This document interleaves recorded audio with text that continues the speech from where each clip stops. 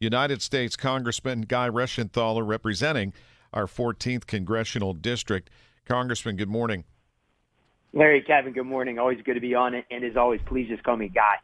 Well, let's start with the fact that you're a veteran, and I'm curious, so we talked about this yesterday, just getting a sense of what these images, when you see what's going on in Ukraine, how they affect you and those who have served. It's heartbreaking, and I know that word is thrown around a lot, but it truly is, just like it was in Afghanistan or when this goes on in other parts of the world. And the reason it is because as a veteran and somebody who volunteered to serve, I know we have the greatest military the world has ever seen. And we have the power to project power and peace abroad, and we're choosing not to do it. And when we take a step back, when we're not that global force for good, as the Navy used to say when I was in, we leave a vacuum for nefarious actors, evil players in the world to act and bring harm and destruction to innocent civilians. It's absolutely heartbreaking. And, the situation there is getting grotesque. You have columns of tanks, 17 miles worth of tanks lined up ready to invade certain cities like Kiev. Right. What should we do? I mean, I suggested earlier that maybe it's best for humanity and would save a lot of young, vibrant lives that could do something good in the future if we would just take out several palaces that we know of in Russia and be done with it. Just heavily bomb them. Can we do that, or is there other stuff that we should do? What are the limitations? I would not do that. Remember, Russia is a nuclear power, so we've got to be careful how we tread here because we don't want to spark World War III. Remember, the last two world wars have started in this area, at least around it in the Balkans. Here's what I think we should do, Kevin. First off, we should have had stricter sanctions leading up to this. Unfortunately, we chose not to go that route, or the administration chose not to go that route. So what can we do today? One, we need to have real sanctions on Russia oil. There's too many carve-outs. Remember, this is a petro state. So we should do that. Two, I would like to see us institute a no-fly zone of Ukraine to give the Ukrainians more time to fight back. I'll admit I'm a little bit more hawkish than your average member of Congress. Not everybody is saying that, but I think we should do it. We should also be looking at cyber attacks in Russia. We can cripple a lot of their sectors through these cyber attacks. We should do that. We should also take a look at jamming their communication, perhaps taking out their satellites, which we have the capability of doing that as well. And, of course, we should kick them out of the SWIFT banking system, and we should have targeted sanctions on Putin and his family. But here's the issue with this. We are in a much weaker position than we were a few years ago for two big reasons. Number one, we have stopped becoming an exporter of energy, and that is directly proportional to our power that we can project abroad. It's tied in national defense. And secondly, we have another big player on the world stage, and that's China. And even though the West might shut off our banking system or try to make Putin a pariah, he's got the second largest GDP right next door to him in China. And so the West is weaker vis-a-vis China as the CCP and the Chinese Communist economy rises, and that should scare everybody. We're with Congressman Guy Reschenthaler.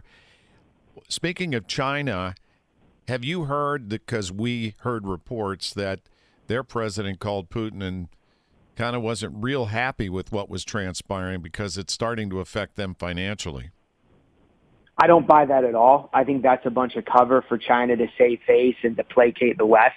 At the end of the day, no one is a bigger cheerleader for what's going on in Ukraine than the dictator Xi. And the reason for that is he's going to use this invasion of Ukraine to invade Taiwan.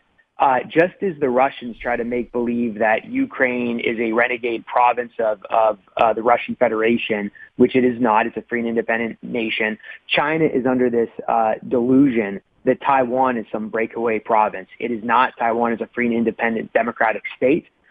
So China and the Chinese Communist Party, they are the biggest cheerleaders. So don't believe for a second when a talking head or a pundit tells you that the CCP is upset about this. Behind closed doors, they are celebrating. And the fact that the West is divided in a state of chaos and weakness, frankly looking very impotent militarily, they are viewing that as a huge green light to make a move on Taiwan. And Congressman Guy, you served in the military. The question I have for you is, if you institute a no-fly zone, we might have to shoot down Russian jets, correct? And if that would put us right into the war. Can we then support or deter or defend two fronts, one over Taiwan and one over Ukraine, as the U.S. Army? It would be incredibly difficult, especially with our spending levels now in the military. However, we would have to do it. And remember, we do have the greatest military the world has ever seen. But what makes us the global superpower that we are and the military force that we are is not our military alone. It is our strong alliances. So if we were to defend Taiwan, we would have Japan, we would have Australia, possibly India. So we would have friends in the Pacific region that could help us. But that is why it's so important to defend Ukraine, because our allies need to know that we'll be there to defend them. Because when it comes to us defending other allies, we will need other allied powers to help in our force projection and to contain an aggressive China and aggressive Russia. And I know it might be extreme saying we need a no-fly zone. However, we got to look at what's at stake. If Russia is allowed to roll over Ukraine, and look, this war is not going to be over quickly. The Russians are taking a long view of a war of attrition here. What you're going to see is you're going to see a police state develop in Ukraine, very similar to what happened in Eastern Germany after the fall of Germany in World War II, where you have a Stasi secret police, you have a surveillance state. Putin would love to have that over his former Eastern Bloc countries, just like China has it now in their Western provinces and would like to have it on Taiwan. So this is an existential threat to the West. I don't say that lightly, but when you have two autocratic, aggressive regimes in the Chinese Communist Party and Putin and the Russian Federation, the West is being challenged, and there's more on the line now than ever, given the fact that these dictators have online surveillance, social media, and you have a GDP that is rivaling the United States and communist China. And finally, Congressman Reschenthaler, what about energy? Is there anything we can do here in Pennsylvania to assist those who would need more fuel? Absolutely. Part of the reason we're in such a weakened state is because Europe and the United States has basically been thwarting back our own energy production. And that's just not natural gas and coal. That's also nuclear. Germany took 6 nuclear power plants offline, making them dependent on Russia for over 50% of their energy. So right here in southwestern Pennsylvania, we should be drilling. We should be lifting moratorium on state lands, on federal lands. We should be expediting the permit process, and we should be shipping clean and abundant Pennsylvania natural gas, liquefied natural gas, to our allies around the world, and use it here domestically to bring down the cost of energy.